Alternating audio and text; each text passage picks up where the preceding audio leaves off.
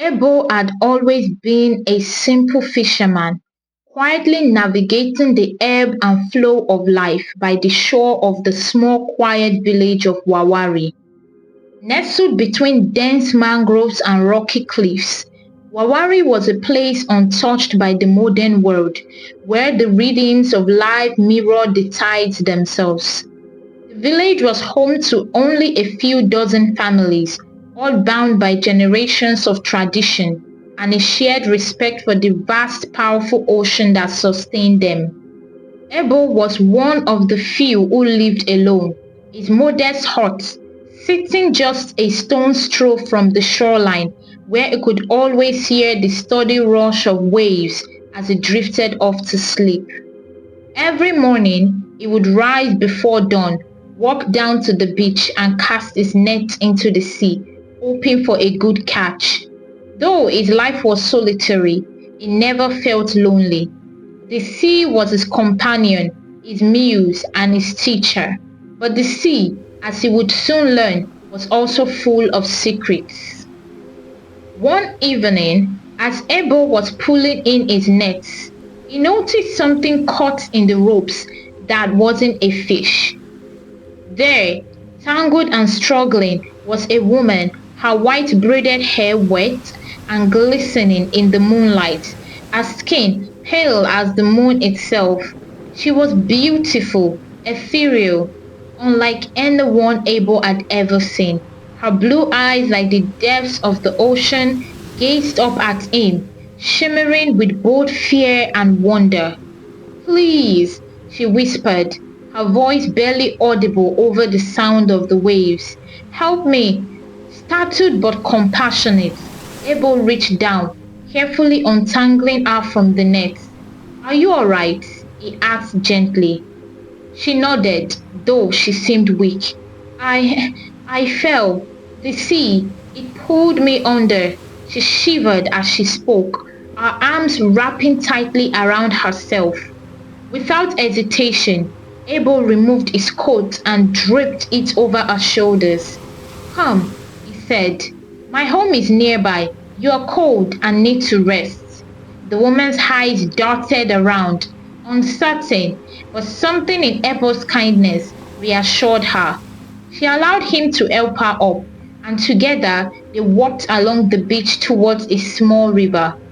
Inside, Abel offered her a place to sit by the fire and brought her a bowl of warm soup.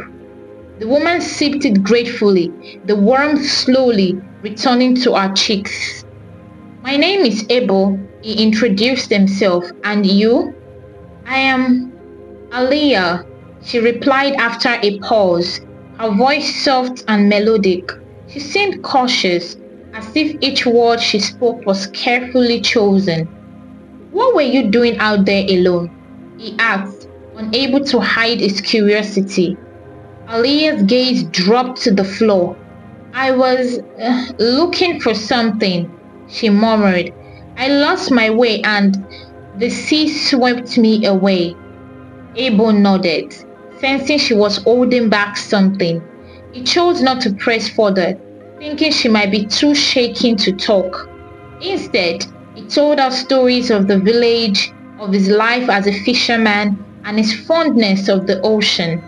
He couldn't help but notice how intently she listened, her eyes wide, her expression both wistful and sorrowful. Days passed and Aliyah remained at Abel's hut, though she rarely left its walls. She seemed almost afraid to step out. Her fear struck Abel as odd, especially since she'd come from the sea. She'd never once mentioned family or friends, nor had anyone come looking for her. Abel felt a growing protectiveness towards her, though he couldn't shake the feeling that there was something deeply mysterious about her. One evening, as they sat by the fire, he asked again, "Aliyah, where do you come from? You speak so little of yourself. I want to understand." Aliyah sighed, her blue eyes distant. "It is hard to explain. My life, it's very different from yours. I belong to the water, Abel, more than you can imagine. Her voice was tinged with sadness. Sometimes I wish I didn't. What do you mean? He asked, puzzled. Aliyah hesitated, then finally spoke. Abel, there are things about the sea that men don't understand. Spirits that live beneath the waves, beings with lives so different from your own. She looked at him, her eyes pleading. If you knew, you'd fear me. Abel's heart pounded, but he shook his head. Fear you? Aliyah, I have seen nothing but kindness in you. Why would I fear you? Aliyah sighed, her gaze returning to the fire. I wish it were that simple. They fell silent, but that night, Abel's sleep was restless, haunted by strange dreams of waves and distant songs. Abel and Aliyah grew closer and closer by the day. They became each other's backbone, assisting one another in one thing or the other. Aliyah decided to help Abel start selling the fishes he caught in the village market, instead of him selling it out to others who in return would sell it to the last consumer. This way, their business grew and Abel became very respected in the village. He praised Aliyah for the support she had given to him, and he could only be grateful. You saved me from the river. This is the least I can do, Aliyah said to him one night. Some weeks later, Abel proposed to Aliyah, saying he would want her to be his wife, and Aliyah agreed. The whole village erupted in celebration of the latest couples in town. They were ready for the marriage. Their wedding was a joyful affair, celebrated by the villagers who adored the couple. They lived together in harmony, with Abel continuing his fishing and Aliyah selling the fishes and tending to the home. Months later, Aliyah became pregnant, and Abel was overjoyed at the prospect of becoming a father. As her belly grew, Aliyah's health seemed to wane, her vibrant spirit dimming with each passing day. Abel grew concerned, but Aliyah reassured him that her body was just adjusting to the pregnancy. One stormy night, Aliyah went into labor. The villagers rushed to help, but Abel noticed that Aliyah was becoming weaker. After a long struggle, she gave birth to a beautiful baby girl, her eyes mirroring the ocean's depths. As Aliyah cradled their daughter, Abel was filled with awe and joy. But as the night wore on, Aliyah's strength faded. In a moment of desperation, she revealed her true nature to Abel. She transformed into a mermaid, and Abel looked in surprise. She said, I am a mermaid, Abel. I came to your world because of love, but I am bound to the sea. The longer I stay, the more I weaken. I cannot live on land forever. Abel was shocked and sad, but determined not to lose her. He had grown so fond of her, and he couldn't imagine life without her. I will do whatever it takes to keep you here, he pleaded. We can find a way. Aliyah smiled weakly. It's too late for me, my love. But our daughter, she is both of us. She can choose her path. Please, promise me you will raise her to know the ocean and the world she comes from. With tears in his eyes, Abel promised to honor our wishes. As dawn broke, Aliyah slipped into the sea, her mermaid tail shimmering in the light. Abel watched helplessly, heartbroken, yet filled with hope for their daughter. As the years passed, Abel raised their daughter, whom he named Mira. He told her stories of the sea, instilling in her a love for the ocean that mirrored her mother's. Mira grew to be a wild spirit, often exploring the shoreline and daring to venture into the waves. Feeling an inexplicable connection to the water, she was very beautiful, perhaps the most beautiful in our village. Her beauty was extraordinary, something no one could understand. She got a lot of stares anytime she passed, with people wondering how she was this beautiful. One day, while exploring the shore, Mira discovered a hidden cave. Curiosity drew her in, and she explored its depths. She stumbled upon a treasure trove of shimmering scales and pearls, evidences of her mother's world.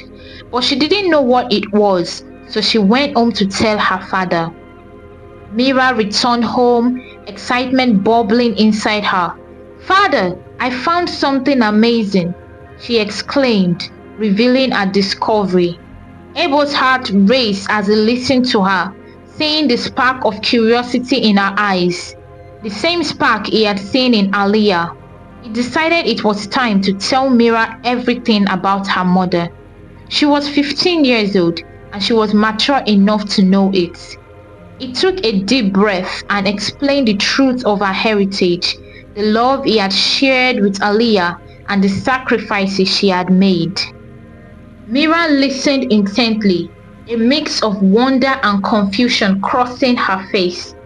"I want to know more about her dad and about the sea," she said. Abel nodded, understanding the pull of the ocean that ran through her blood. With Abel's guidance, Mira began to embrace a dual identity. Together, they explored the shore, gathering shells and learning the songs of the sea. Abel taught her to fish and read the tides, and as she grew older, Mira became more confident in her abilities. One evening, while sitting by the water's edge, Mira spoke softly. "Father, I want to go to the ocean to feel it embrace me like Mother did." Abel quickly refuted. "No, you are my daughter. Your mother left you with me. You cannot go to the ocean. The land is your home." Mira sighed and bowed her head. She went to sleep that day feeling lost and tired. The next day, Abel woke up to see his daughter sick. Her skin had become frail, and huge bumps had started growing all over her body. She could not speak nor stand. Abel rushed her to a native doctor and they promised to help. He was given several remedies that were supposed to work, but none worked.